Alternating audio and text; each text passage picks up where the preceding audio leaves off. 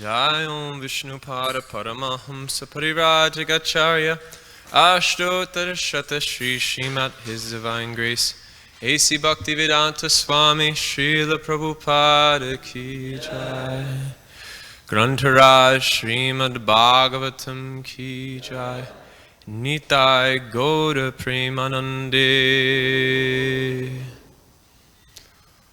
Om Namo Bhagavate Vasudevaya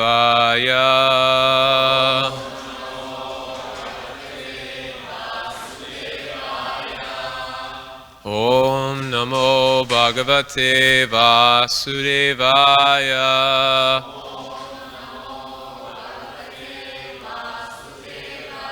Om Namo Bhagavate Vasudevaya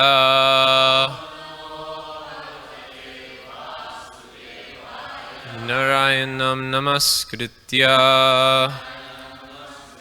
Naran Shaivan Narottamam Devim Saraswatim Vyasam Tato Jayam Udirayed Nasupraya Shudabhadreshu Nityam Bhagavata Sevaya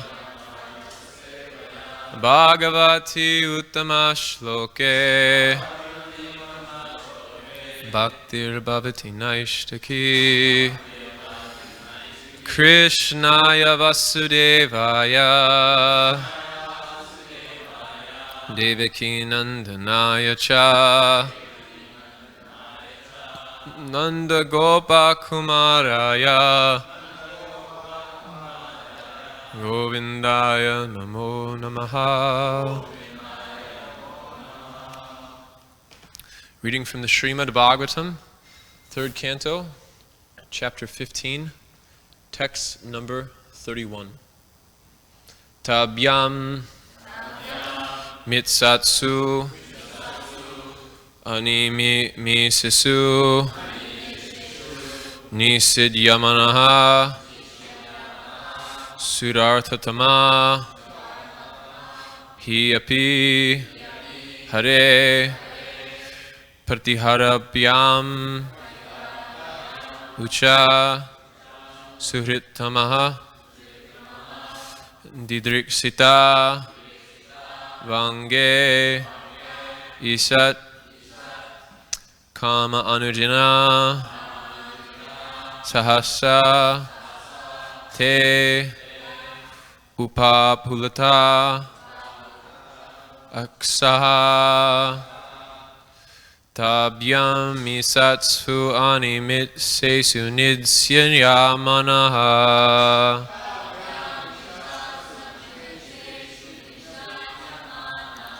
Sarvatama Hiyapi Hari Pratihara Pabhyam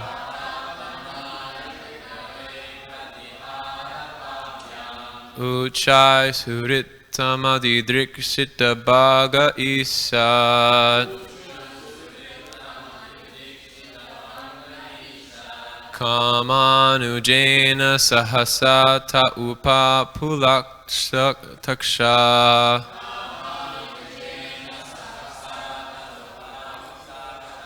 Dabhyam Misatva Amimesu Nisidyamanaha Swarhatamahi Apihari Paritharapabhyam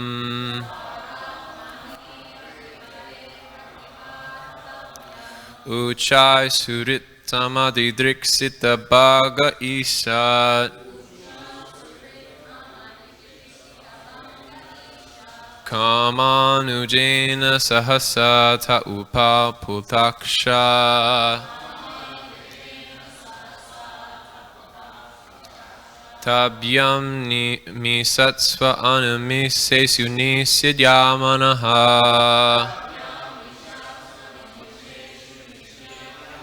Swarhatama Hiyapihari Pratiharapabhyam Uchai Surittama Didriksita Bhaga Isat Kamanujena Sahasata Upapau Tutakshat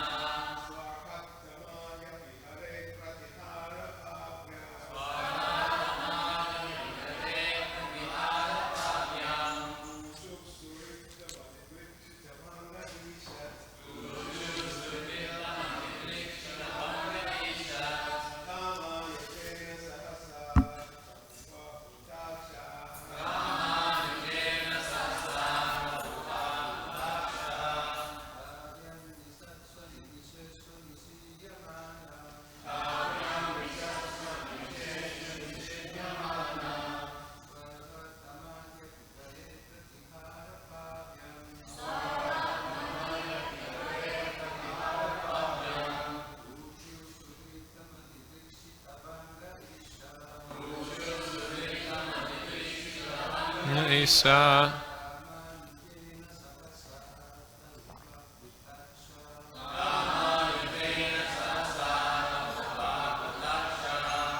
Mata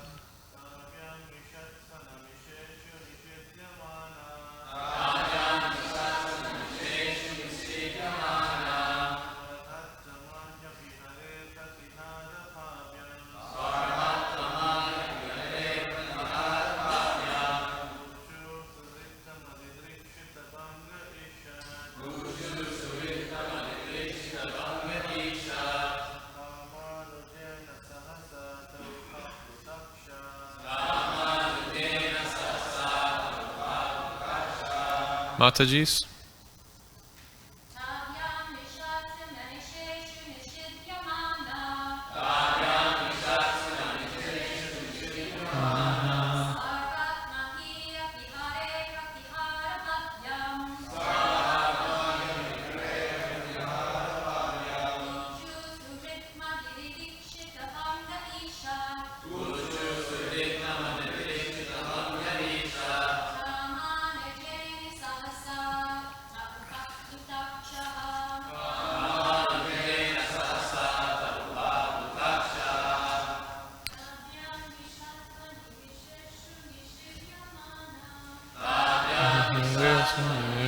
Sunishidyamana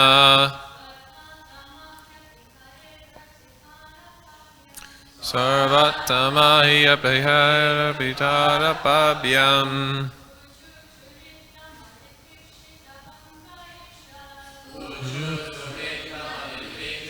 Anga Ishat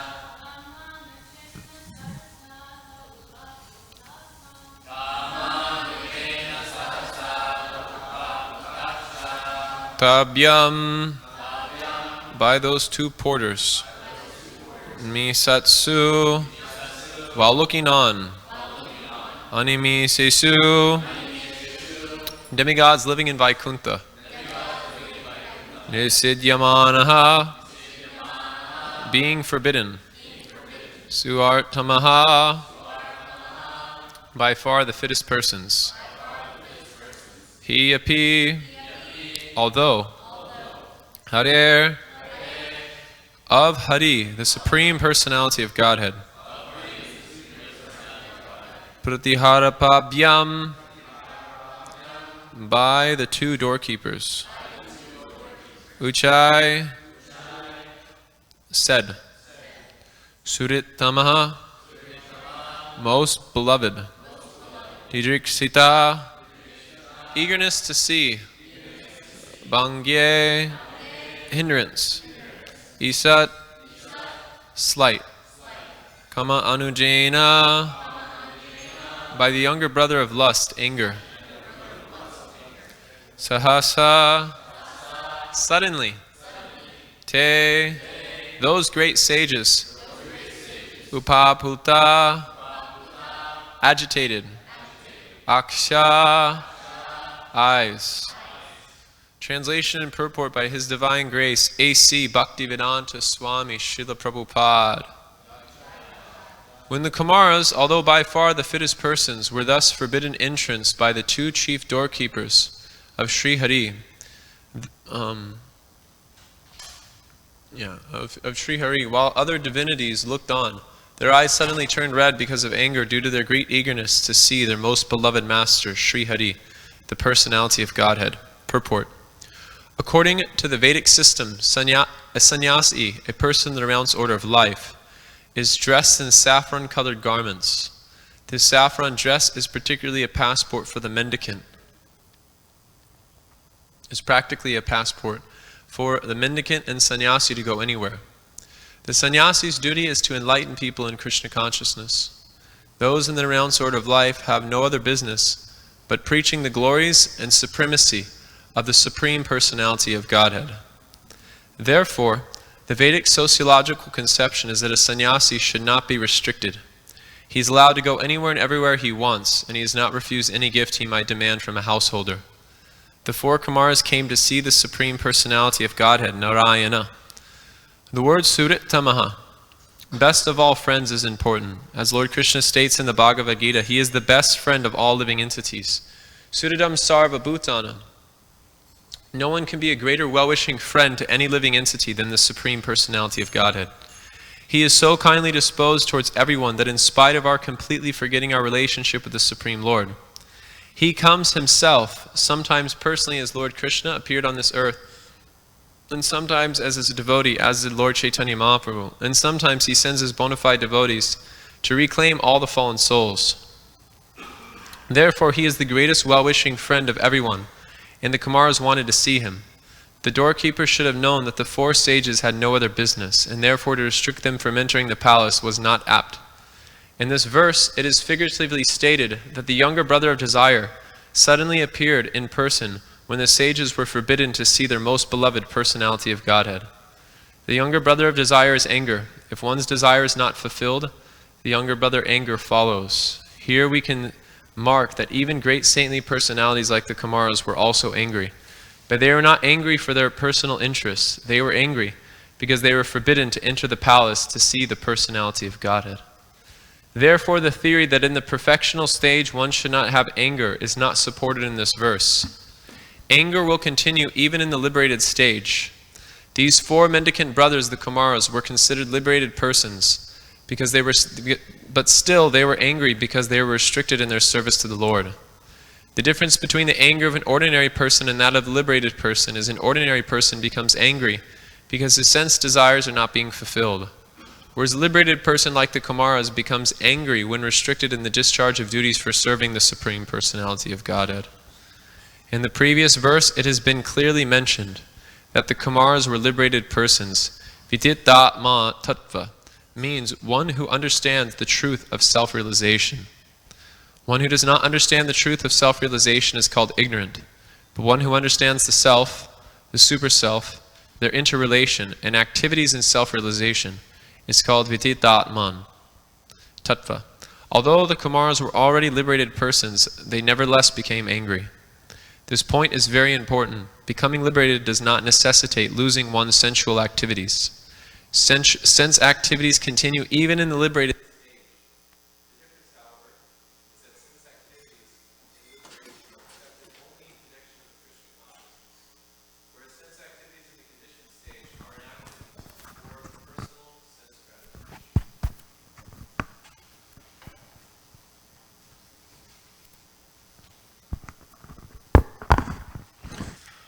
Om Ajnanatimidandasya Sakala Om Ajnanatimidandasya Jnananjana Shalakvaya Chakshurun Minitam Yena Tasmai Shri Gurave Namaha Shri Chaitanya Manobhistam Stapitam Yena Bhutale Swayam Rupa Kadamayam Dadati Svam Padantikam Nama Om Vishnu Padaya Krishna Prishtaya Bhutale Srimate Bhaktivedanta Swami Niti Namane Namaste Saraswate Deve Gauravani Pacharine Nivishesha Shunyavadi Paschachadeshatarine Vansha Kalpatarumbischa Kripa Sindhuda Evacha Patitanam Pavanebhyo Vaishnavebhyo Namo Namaha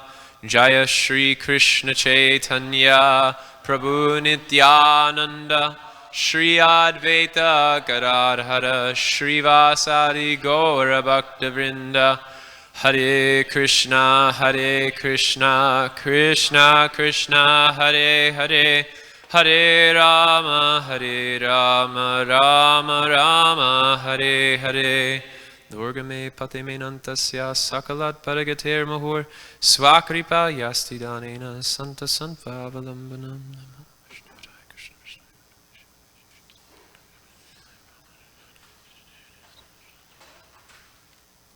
In the Srimad Bhagavatam, there is a story about this Advanti Brahmana.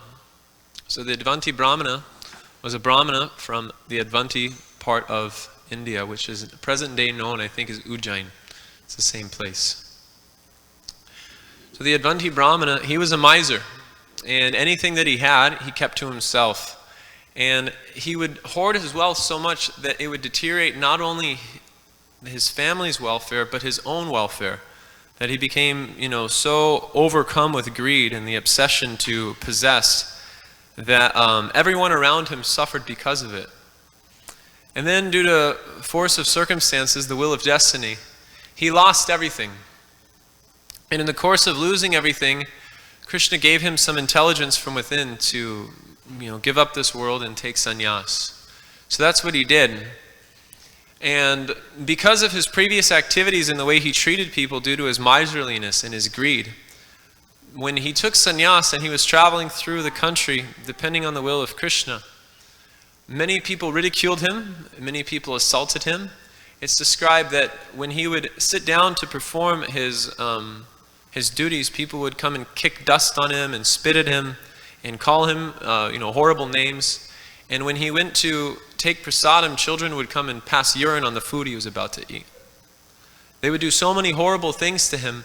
And in the course of him being ridiculed like this, he begins to offer a series of prayers. And the first prayer begins with, these people, the demigods, the circumstances, my karma, time, this is not the cause of my suffering. The only cause of my suffering is my mind's identification with the modes of material nature. So then that begins a series of about 20 prayers, maybe more. And the prayers end with a very instructive verse, which is particularly relished and repeated over and over again by Chaitanya Mahaprabhu when he took sannyas. Etam shahashtaya paratmanishtam adyadashitam purat maharshabhi. Aham turishyami durataparam tamom angrini visevayaiva. That I shall cross over the ocean of birth and death, being firmly fixed in the service of the Supreme Personality of Godhead. And this fixation has been approved by the previous acharyas who were firmly fixed in the service to Lord Mukunda. So this, Srila Prabhupada in his purport explains that this is what it means to take sannyas. It means, as Prabhupada, he says directly in his purport, if one accepts the sannyas order of life, his main business is to devote his life completely to the service of Mukunda. Then he says the dress is not sannyas, but the attitude of service to Krishna is. So a sannyasi, they accept the tridanda. The tridanda, it symbolizes kaya, body, mana, mind, and vakya, words. And all of these things are meant to be fully engaged in the service of the Lord, without any other engagement. It's a very exacting way of life because it requires constant vigilance to the workings of the mind, and simultaneously a high degree of sense control. Vancho vegam, manasakrota vegam, jiva vegam, udharapasta vegam. Etan vegam yovishaheta dira, sarvam api mam prativimsa shishya. That one has to be in complete control of who they are. And furthermore, Vishnu Swami explains that not only do Vaishnav sannyasis accept 3 dandas, they actually accept a 4th danda, which symbolizes the jiva, which means that one's soul is completely engaged in the service of the Supreme Personality of Godhead, that the will of Krishna and the will of the jiva are in complete alignment. Mahatmanas tumam partha daivhim prakritim ashrataha. This is Vaishnav sannyas. Whereas a Mayavadi sannyasi, they reject this world as false and don't accept anything for the service of the Lord. But the mood of a Vaishnava sannyasi is an asaktasya vishayan yatartam upayunjitaha nirbandha krishna sambande yukta vairagyam uchate. The Vaishnava sannyasi, being in complete control of his senses, is able to engage everything in the entire world in the service of the Supreme Personality of Godhead. So this is the mood of a Vaishnava sannyasi. And the principles to be cultivated in the sannyas ashram explained by Srila Prabhupada in his 18th chapter of the Bhagavad Gita explains as purity. Purity means that the sannyasi avoids the association of the opposite sex. It means strict avoidance of dealings with the opposite sex. This is why the sannyas ashram is known as social suicide, because one is severing all connections with this world and is completely giving themselves to the service of the Lord. The next quality is abhayam, which is fearlessness. The sannyasi is neutral in all circumstances, and due to being neutral in all circumstances, they're able to speak the truth in a cutting and straightforward way, while simultaneously being beyond the principles, being beyond the influence of public opinion. This is what renunciation means: is that the sannyasi is aloof from the public opinion of society, and due to that, they're able to impart the truth, whether it's palatable or unpalatable for the society. We see this particularly in the life of Srila Bhaktisiddhanta Saraswati, that he spoke very strongly against the social conventions of what was defined as Gaudiya Vaishnavism at the time. So much so that his life was put at risk in many instances.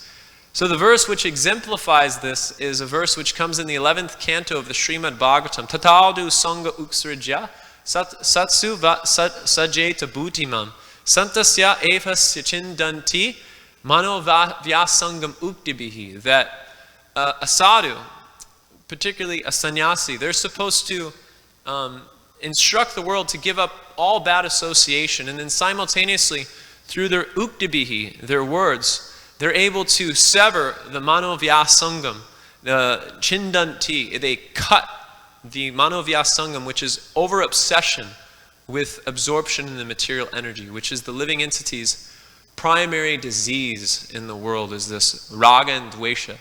So the sannyasi cuts through these things because he's equipped with the sword of knowledge, which is the third principle to be cultivated by a sannyasi. So this renunciation was particularly exemplified by Sri Chaitanya Mahaprabhu and glorified by Sarvabhauma Bhattacharya. Vairagya Vidya Nija Bhakti Yoga Shikshartham Eka Purusham Puranam Shri Krishna Chaitanya Sharida Darir Kripam Budhir Yasatam Aham Prapadye. That Chaitanya Mahaprabhu has come to teach Vairagya Vidya, this renunciation and knowledge in the path of bhakti. So when Chaitanya Mahaprabhu is traveling through South India, he displays the example of a Vaishnav sannyasi.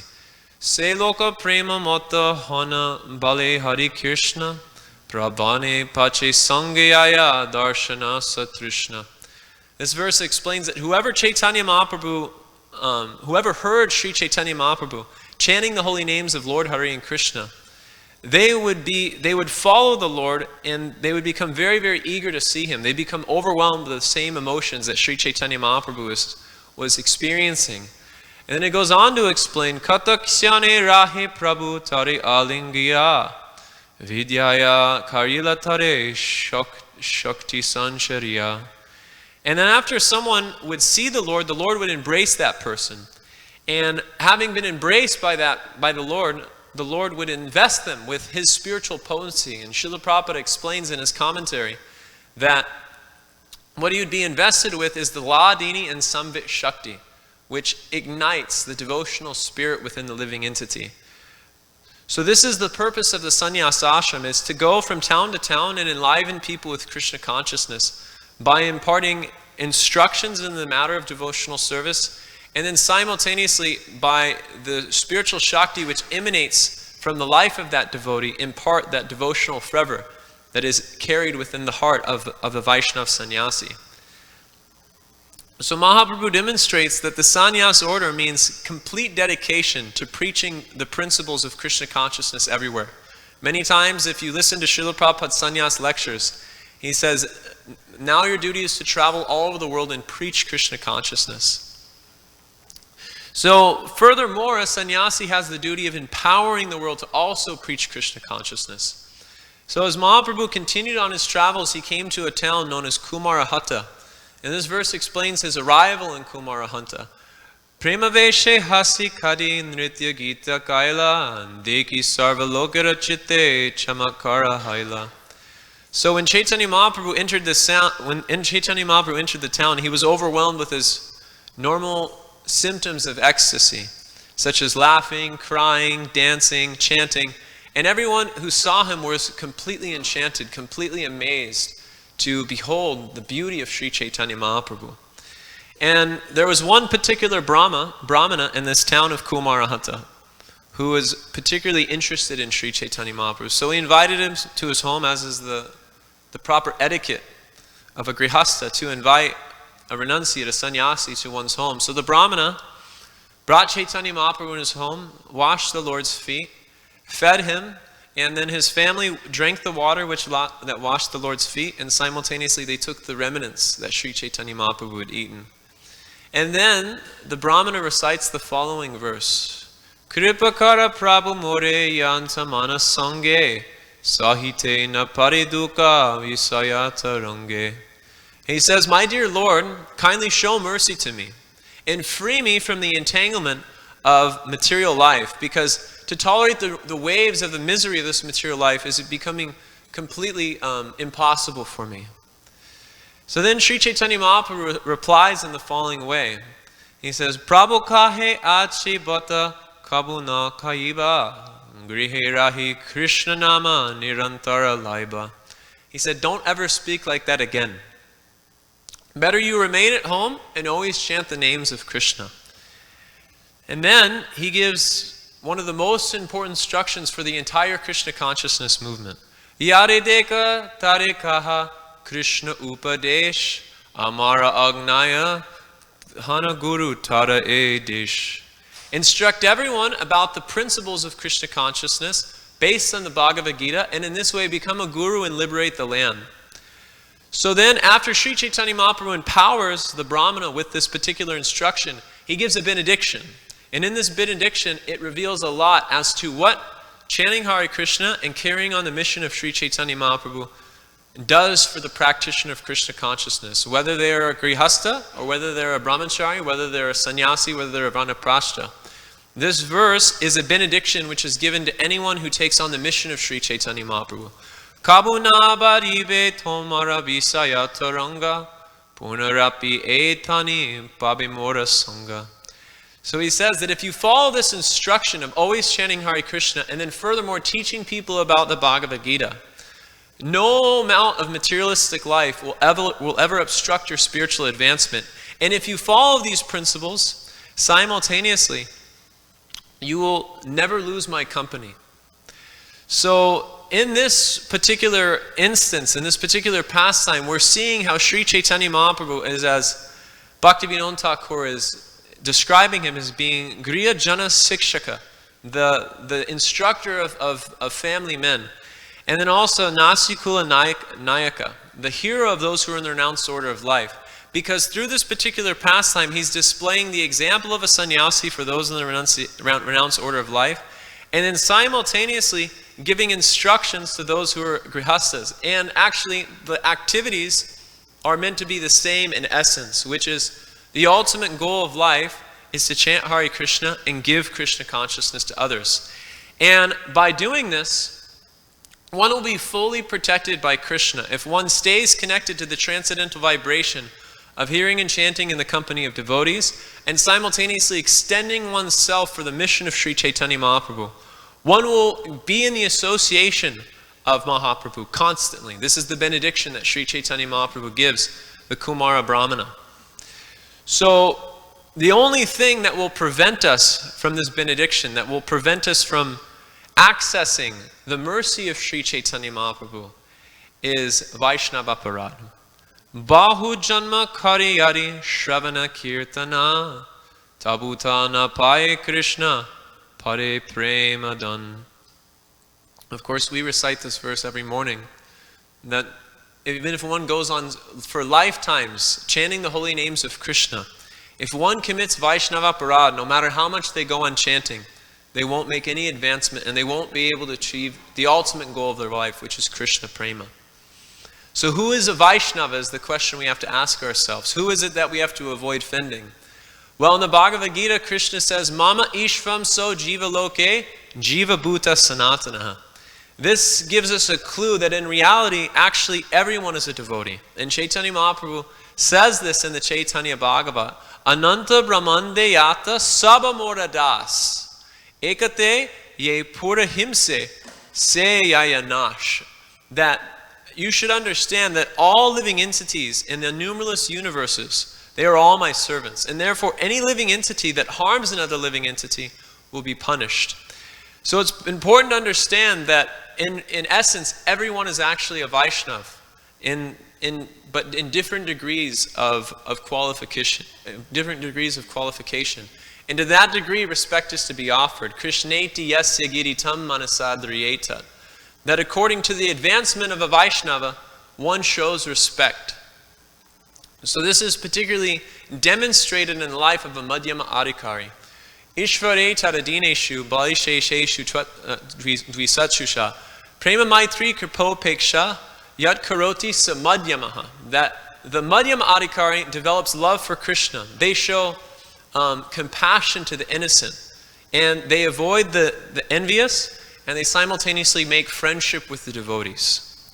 So it's important for us to realize that the goal that we are trying to achieve, that which we are striving for, Krishna Prema, is such a high goal and is so great that we can't afford to make any mistakes on the path in regards to making offenses to Vaishnavas and in regards to making offenses to other living entities, because this will obstruct our path of progress more than anything else. So the voracious effects of offenses is particularly demonstrated in the life of Gopala Chapala. This is a pastime which is mentioned in the Sri Chaitanya Charitamrita, in which Gopala Chapala, he staged a defaming of Srivas Thakur by placing the worship paraphernalia of Mother Durga in front of his home with wine and with wine and various other paraphernalia. And when Srivas Thakur came to the door and saw this paraphernalia, he announced loudly, "Just see, every night I'm coming and worshiping Mother Bhavani." But everyone in Navadvip understood that this isn't the case and that he'd been set up. So they personally came to his home and cleaned the whole area themselves. After this, Gopala Chapala fell ill with leprosy. And he was in such a diseased condition that he went to some castaway place on the bank of the Ganges, and it was simply suffering with this leprosy, with sores oozing out his body, constantly itching, and in so much pain and agony. And one day Sri Chaitanya Mahaprabhu came to take his bath, and Gopala Chapala, knowing the position of Sri Chaitanya Mahaprabhu, begged him to free him from this condition. And Chaitanya Mahaprabhu says, "Anyone who has offended Srivas Thakur, I refuse to give my mercy to." So Gopala Chapala, and furthermore, for 10,000 lives will go on suffering the way you're suffering. So Gopal Chapala went on suffering and suffering and suffering. When Chaitanya Mahaprabhu took sannyas, went to Jagannath Puri, and then was coming back through Kaliya, he happened to meet Gopala Chapala again. When he met Gopala Chapala approached him again.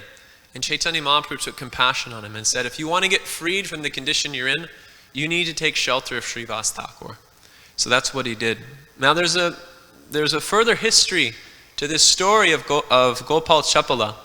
After he took shelter of Srivas Thakur, he was sent to an associate of Sri Nityananda Prabhu named Purushottama Das, and there he became known as a devotee named Devaki Nandan. And he composed this beautiful song called Vaishnava Vandan. And it's explained in the Chaitanya Bhagavat that to become freed from Vaishnava Parad, one has to go on glorifying the Vaishnavas. And Chaitanya Mahaprabhu explains that if one can go on glorifying the Vaishnavas, become freed from the aparads, the offenses which which they've committed, then in due course of time they'll be blessed with love for Krishna. So an ounce of prevention is worth a pound of cure. And if we can understand that the root cause of Vaishnava Aparad is our enviousness to the Vaishnavas, our enviousness to the Lord, then we can make an effort, a concentrated effort, to give up this enviousness by taking shelter of the Vaishnavas and glorifying them. And just as a poison is counteracted by nectar, the glorification of the Vaishnavas will counteract the offense of offending them. And by doing this, the promise of Sri Chaitanya Mahaprabhu is Taramadye Sarva Shreshta Nama Sankirtan Niraparada Namalai Paye Prema Dan. That just go on chanting Hare Krishna, because this is the best practice of devotional service. And by doing so, one will be guaranteed to attain love of Godhead, provided they're free from offenses. So there's much to learn from the pastime of this offense to the four Kumaras. And what it's meant to show us is that we can't see who a Vaishnava is. We don't have the capacity to see who a Vaishnava is. But we should always situate ourselves in the mood of being a humble servant to all living entities, and according to their qualification, engage with them accordingly. And in this way, we can attract the blessings of all living entities, and if we're fortunate, we'll attract the blessings of a Mahabhagavat Vaishnava.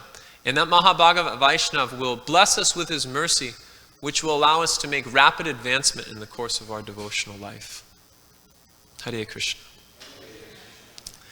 So if there's any questions, we have maybe like 5 minutes. Any questions?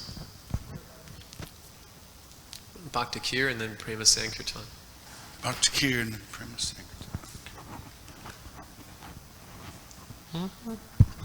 Hare Krishna Prabhu, thank you so much for the class.